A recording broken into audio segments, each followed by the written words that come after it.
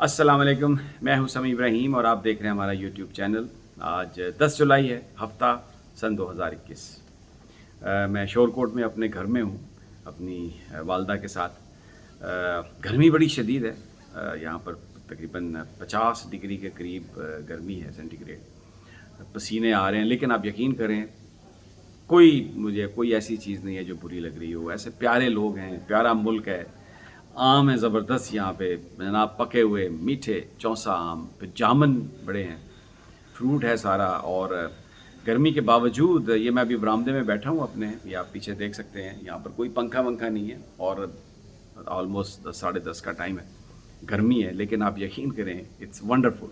ये great country Pakistan, और ये लोग, शहर, ये शोरकोट, ये कमाल की जगह है। यहाँ पे आप आएँ तो आपका वापस जाने को दिल नहीं करता। बहरहाल अब आते हैं कि आज क्या बात करनी है। 3-4 चीज़ें हैं। शाह महमूद कुरैशी और ब्लिंकन की आपस में क्या बात हुई, अमेरिका ने क्या तरले डाले, अब उनकी क्या ख्वाहिश है और शाह महमूद कुरैशी ने क्या जवाब दिया। बड़ी ये एक गुफ्तगू है। दूसरा, जो रेफ्यूजीज़ के रूप में एक भारतीय राह ने और अफ़गान इंटेलिजेंस एजेंसी ने एक मंसूबा तैयार कर लिया है पाकिस्तान में अपने एजेंट्स भेजने का, ताकि यहाँ पर बदअमनी फैलाई जाए। बदअमनी क्यों फैलाई जाए? क्या वो समझते हैं कि इससे हुकूमत टॉपल हो जाएगी? नहीं, बदअमनी फैलाने का एक मकसद है। मैं आपको पूरी तफसील से बताऊंगा कि वो क्या मकसद है। इसके अलावा एक जो इम्पोर्टेंट बात है वो है अरशद शरीफ साहब और सदीक जान साहब का आपस में झगड़ा जो हुआ है ग्वादर में। मैं इस पर मैंने बात नहीं की क्योंकि एक तो मैं वहाँ पर मौके पर मौजूद नहीं था, फिर सदीक जान साहब से मेरा रब्ता नहीं हो सका, अरशद शरीफ साहब से भी मेरी बात नहीं हो सकी। तो अगर कोई चीज़ आपने ना देखी हो, किसी जगह पर आप मौजूद ना हो, तो उस वाक़े पर गुफ्तगू करना, बाज़ उसमें इस बात का अंदेशा होता है कि आप फैक्ट्स को डिस्टॉर्ट कर लें, आपकी जजमेंट में एरर आ जाए। लेकिन मुझे बहुत सारे मैसेजेस, बहुत सारे यानी आए पैगामात कि जी आप इस पे क्यों नहीं बात करते। बल्कि अब लेटली तो लोगों ने, दोस्तों ने ये कहना शुरू कर दिया कि आप शायद मुनाफिक बन गए हैं, आप मुनाफिकत कर रहे हैं, आप इसलिए बात नहीं कर रहे। तो मैंने सोचा कि इस पर भी ज़रूर बात करनी चाहिए कि लोग कह रहे हैं कि जी आप बताएं, आप किसकी साइड ले रहे हैं, इसमें जो है किसका जो मामला है वो ख़राब है, किसने ज़्यादती की, किसने ज़्यादती नहीं की, अब आगे क्या होना चाहिए। सदीक जान साहब की एक वीडियो भी आ गई है, आपने वो देखी भी है, जिसमें उन्होंने पूरी इसकी वजूहात बताई हैं। तो 1 साल पहले से उनका अरशद शरीफ साहब से उन्होंने कहा कि एक इशू चल रहा है, और उसमें फिर उन्होंने रऊफ़ क्लासरा साहब का भी जिक्र किया कि उनके साथ भी उनकी नाराज़गी है। उन्होंने ये भी बताया कि उन्होंने रऊफ़ क्लासरा साहब को पैगाम भिजवाया कि वो माफ़ी मांगने के लिए उनसे तैयार हैं। अरशद शरीफ साहब के भी हवाले से भी जो उन्होंने सदीक जान साहब ने गुफ्तगू की है, उसमें उन्होंने ये बात कही है कि मैंने बीच में ऑफ़र भी की और ताल्लुकात को बेहतर बनाने की भी कोशिश की, लेकिन शायद कोई उन्हें इन कोशिशों में कामयाबी नहीं हुई। लड़ाई वहाँ पर जो अरशद शरीफ साहब के हवाले से जो सदीक जान साहब ने बात की अपनी वीडियो में, और कुछ और दोस्तों ने भी जो वीलॉग किए हैं उसमें, कि एक हमला हुआ उन पर और उसमें उनकी जो टीम के लोग थे वो मौजूद थे, कुछ लोग और भी वहाँ विटनेसेस भी थे, और ये अनप्रोवोक था। पहले तो ये ख़बरें आईं कि अदील वड़ाइश साहब जो थे वो दोस्त थे सदीक जान साहब के, लेकिन जिस वक्त उनके साथ लड़ाई हुई तो वो एक साइड पे खिसक गए। सदीक जान साहब ने इस बात की वजाहत की कि वो किसी वजह से बाहर गए हुए थे, जब वो वापस आ रहे थे तो उस वक्त ये जो झगड़ा है ये ऑलमोस्ट ख़त्म हो चुका था।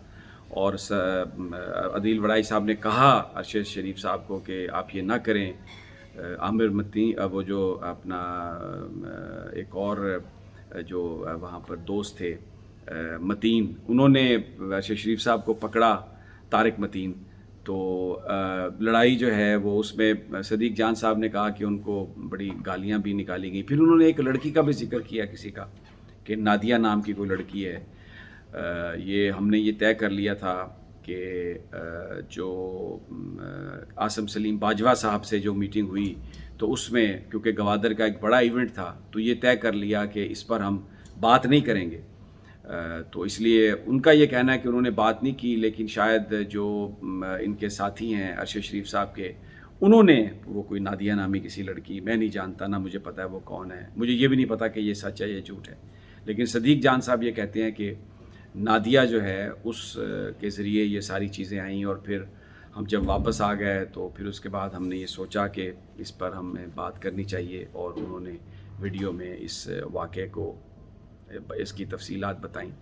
لیکن جو ایک بات انہوں نے جو کہی، جو میں سمجھتا ہوں کہ جو بہتر ایک راستہ تھا، ایک تو کہ اس معاملے کی انہوں نے کہا کہ ہم نے عاصم سلیم باجوہ صاحب نے طے کر لیا کہ انہوں نے صدیق جان صاحب نے کہ وہ اس کی کوئی ایف آئی آر درج نہیں کروائیں گے، اس لیے درج نہیں کروائیں گے کہ یہ پاک چائنا سینٹر میں شاید یہ واقعہ ہوا، تو وہ ایک ایسا ایک پاکستان کے لیے اس کی اور چائنا کے لیے اس کی ایک اہمیت ہے کہ وہ یہ نہیں چاہتے کہ اس جگہ کا نام اس میں آئے۔ بہت یہ اچھی سوچ صدیق جان صاحب کی، میں سمجھتا ہوں کہ ہر پاکستانی کو سوچنا چاہیے، اور جو چائنا کے ساتھ ہمارے جو تعلقات ہیں اس کو اسی طریقے سے احتیاط سے اس کو ڈیل کرنا چاہیے۔ بڑی یہ زبردست بات ہے۔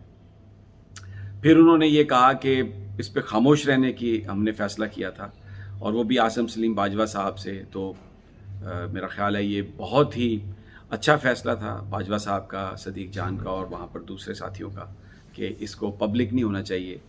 تو ظاہر ہے اگر یہ فیصلہ ہوا تھا کہ اس کو پبلک نہیں ہونا چاہیے، تو پھر اس کا مطلب ہے کہ ریکنسیلیشن کی آگے کوئی بات چیت ہوگی، تو اس حوالے سے جو ہے یہ بڑی اچھی جو تھی وہ سوچ تھی۔ مجھے لگتا ہے کہ دیکھیں سارا جو معاملہ ہے اس میں سب سے اہم رول جو ہے وہ ہوتا ہے آپ کے میزبان کا، جہاں پر یہ واقعہ ہو۔ میں اپنی آپ کو ایک واقعے کی مثال دیتا ہوں۔ جب میں میاں رشید صاحب کے جب گھر ان کے فیصل آباد ان کی شادی میں گیا تھا ان کے بچوں کی، تو وہاں پر فواد چودھری صاحب سے ایک ناخوشگوار واقعہ پیش آیا، تو اس پر میاں رشید صاحب میرے پاس آئے اور انہوں نے کہا کہ یار مجھے بڑا ہی افسوس ہے، اور جب یہ ہمارے گھر میں واقعہ ہوا تو ہم یہ توقع نہیں کرتے تھے فواد چودھری صاحب سے کہ وہ ہماری جگہ پر ہماری شادی کی تقریب میں اس طرح کی کوئی حرکت کریں گے، اس طرح کی کوئی بات کریں گے۔ تو انہوں نے بیسیکلی جو آپ پر حملہ کیا ہے یا یہ جو واقعہ ہوا ہے، وہ بیسیکلی ہم یہ سمجھتے ہیں کہ یہ ہماری بے عزتی ہوئی ہے، اور بہت ہی وہ بیچارے شرمندہ تھے، اور بہت زیادہ ان کا یہ خیال تھا کہ ایسا بالکل نہیں ہونا چاہیے۔ تو مجھے یہ سمجھ ہے کہ عاصم سلیم باجوہ صاحب کیونکہ صدیق جان کے میزبان تھے،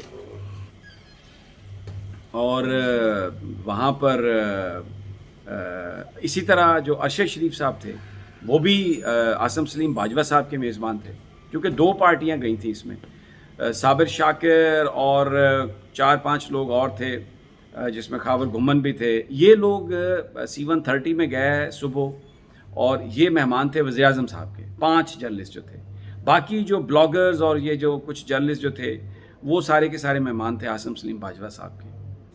تو اس معاملے کو ختم کرنے کے لیے، اس معاملے کو یعنی اس خوش اسلوبی سے ختم کرنے کے لیے جو اصل رول بنتا ہے وہ عاصم سلیم باجوہ صاحب کا بنتا ہے۔ میں اصولی طور پر تشدد کو سپورٹ نہیں کرتا۔ دیکھیں ہم ہمیشہ we fought for the freedom of expression, لوگوں کو ہم چاہتے ہیں کہ وہ اپنے خیالات کے ساتھ زندہ رہیں۔ یہ جو لڑائی جھگڑا ہے اس کی پاکستان کے آئین میں، قانون میں، کسی سویلائزیشن میں اس کی گنجائش نہیں ہے، اور تشدد تو بالکل ہی یہ ایک ایسی چیز ہے جو بالکل نہیں ہونا چاہیے، اور عاصم سلیم باجوہ صاحب کو اپنا رول پلے کرنا چاہیے۔ یہ جو سوشل میڈیا پر اس وقت جو کچھ ہو رہا ہے اس کو روکنا چاہیے۔ دیکھیں میں ارشد شریف صاحب اور صدیق جان صاحب ان کے بیچ میں سمجھتا ہوں معاملے کو حل ہو جانا چاہیے، اور اس کے لیے کیونکہ یہ دو جرنلسٹوں، صدیق جان ایک بلاگر ہیں، بڑے ابھرتے ہوئے نوجوان، بڑی ہمت سے انہوں نے سارا کام کیا۔ ارشد شریف بھی ایک بہت ہی ایسے جرنلسٹ ہیں پاکستان میں، انہوں نے ایسی سٹوریز کی ہیں کہ وی آر پراؤڈ آف ہم۔ تو ان دونوں کے بیچ میں جھگڑا، اگر یہ دونوں اس طرح کی چیزیں، دیکھیں ہر آدمی کے سیکرٹ ہوتے ہیں، ہر آدمی کی پرائیویٹ لائف ہوتی ہے، لیکن اگر آپ اسے ایکسپوز کریں اور اس سے اس کی کریڈیبلٹی جو ہے ان پرائیویٹ ایکٹس کی وجہ سے متاثر ہو، تو یہ پاکستان میں صحافت کا نقصان ہوگا۔ کیونکہ وہ اب صدیق جان بڑی بہادری سے بات کرتے ہیں، ارشد شریف بھی بڑی بہادری سے بات کرتے ہیں، دونوں بہادر جرنلسٹ ہیں۔ ان کی آپس میں جو یہ تو میں ہے، لڑائی ہے، جھگڑا ہے، یہ کوئی صحافت کے لیے اچھا نہیں ہے۔ ہم تو امن کروانے میں حصے دار بن سکتے ہیں، لڑائی میں حصے دار نہیں بن سکتے۔ اور اگر آپ مجھ سے یہ توقع کریں کہ میں اوپنلی یہ کہوں کہ جی اس نے غلط کیا اور اس نے غلط کیا، میں صرف یہ کہوں گا کہ تشدد نہیں ہونا چاہیے تھا۔ تشدد جو ہے وہ قابل قبول نہیں ہے، لیکن میں یہ کہوں گا کہ عاصم سلیم باجوہ صاحب، آپ کو اپنا کردار بہتر انداز میں ادا کرنا چاہیے تھا۔ ابھی بھی وقت ہے، آپ اس میں اپنا رول پلے کریں اور صورتحال کو بہتر بنائیں۔ باقی میں نے ذکر کیا کہ ترلے ڈالے ہیں بلنکن نے شاہ محمود قریشی سے کہ طالبان سے کہیں کہ شراکت اقتدار کا ایگریمنٹ کر لیں۔ یہ کہا ہے شاہ محمود قریشی نے کہ آپ نے ودرال کی ڈیٹ اناؤنس کر کے ہمارا لیوریج ختم کر دیا۔ ہم کوشش پوری کریں گے لیکن ہمیں پتہ نہیں ہوگا کیا۔ دوسری جانب NDS، را اور بہت ساری اور دوسری ایجنسیز ریفیوجیز کی صورت میں پاکستان میں لوگوں کو داخل کرنا چاہتے ہیں، اپنے ایجنٹس کو، تاکہ بدامنی پھیلا سکیں۔ وہ ایجنٹس یا وہ بدامنی حکومت کو ٹاپل نہیں کر سکتے، لیکن ایک چیز کر سکتی ہے، وہ یہ ہے کہ سی پیک میں ڈیلے۔ اگر افغانستان میں خانہ جنگی ہو، پاکستان میں خانہ جنگی یا بدامنی کسی صورتحال ہو، تو گوادر سے جو روٹ جا رہا ہے سینٹرل ایشیا تک، جس نے پاکستان کے اندر سے گزرنا ہے، افغانستان کے اندر سے گزرنا ہے، وہ خواب جو ہے وہ رک جائے گا۔ وہ ٹریک جو ہے وہ پوری طرح عمل میں نہیں آئے گا، وہاں پر پوری ٹریفک بحال نہیں ہوگی، پوری طرح کام نہیں ہو سکے گا۔ تو یہ امریکہ کی پلاننگ ہے۔ اب اس کے لیے پاکستان بڑا چاق و چوبند ہے۔ چائنا بھی ساری صورتحال کو مانیٹر کر رہا ہے اور واچ کر رہا ہے۔ ویری انٹرسٹنگ سینیریو ہے، آنے والے وقتوں میں پتہ چلے گا کہ کیا ہوتا ہے، لیکن اس وقت یہ سامنے آ گیا ہے کہ امریکی منصوبہ اس خطے میں خانہ جنگی اور بد امنی کا ہے، تاکہ سی پیک کو روکا جا سکے۔ اگلی ویڈیو تک مجھے اجازت دیجیے، انشاءاللہ جلد آپ سے ملاقات ہوگی۔ اپنا اور اپنے ساتھیوں کا خیال رکھیے۔ اللہ نگہبان۔